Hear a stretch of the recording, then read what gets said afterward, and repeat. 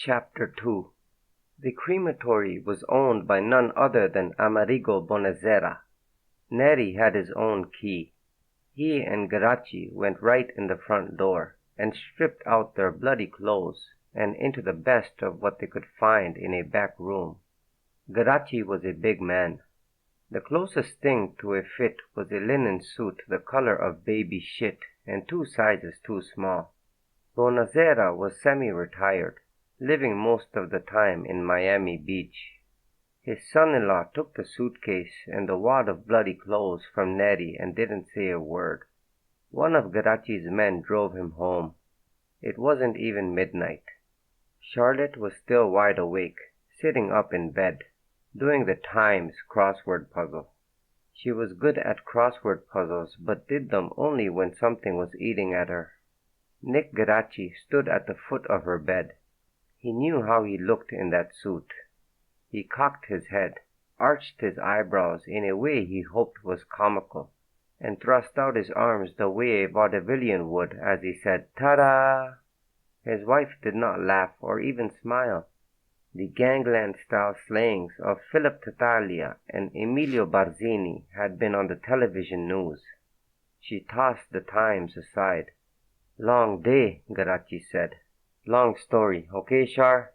Let's leave it at that." He watched her size him up. He watched her face go slowly slack, watched her make herself not say she wasn't going anywhere, watched her swallow her desire to ask to hear the story. She didn't say a word. Nick Garachi got undressed, tossing the suit over a chair. In the time it took him to piss, brush his teeth, and put on his pajamas, Charlotte managed to make the suit disappear. Garachi never saw it again, turn off the lights, get back into bed, and pretend to have fallen asleep.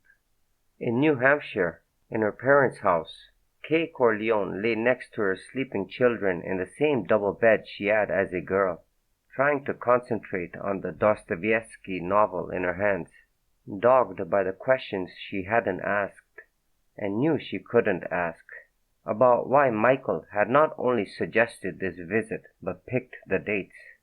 In Las Vegas, in a darkened hotel suite on the top floor of the first high-rise in Las Vegas, the Castle in the Sand, home of the $1.50 steak dinner and the nickel cup of coffee, Connie Corleone Rizzi clutched her newly baptized baby boy to her breast and stared out beyond the lights of the city.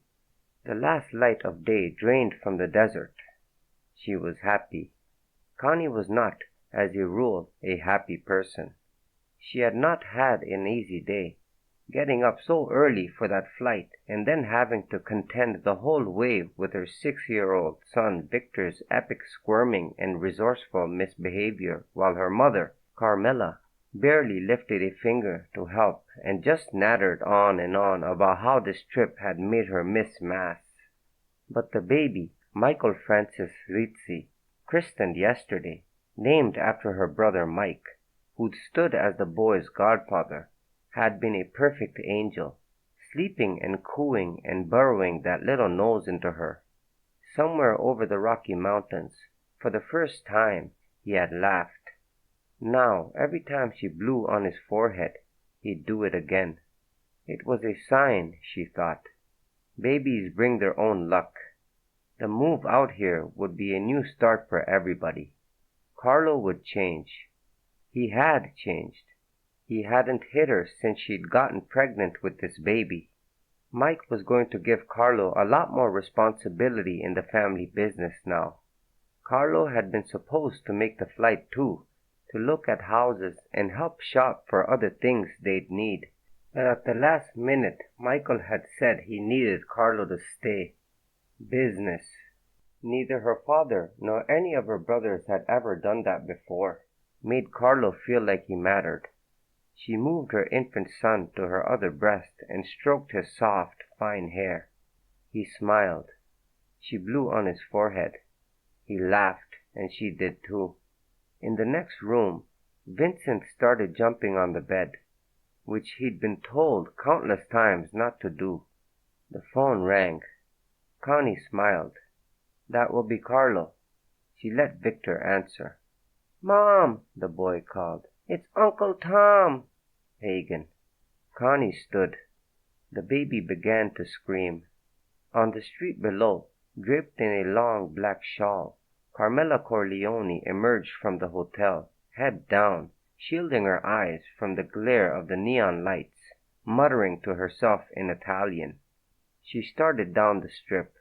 It was after 9, too late for services anywhere, especially on a Monday, but in a town with all these wedding chapels, how hard could it be for a determined widow to find a priest, or at least a man of the cloth? If all else failed, a quiet and holy place where she might escape these garish lights and fall to her knees and seek intervention on behalf of the souls of the damned, humbly beseeching the Virgin Mary, as she did every day, one suffering mother to another.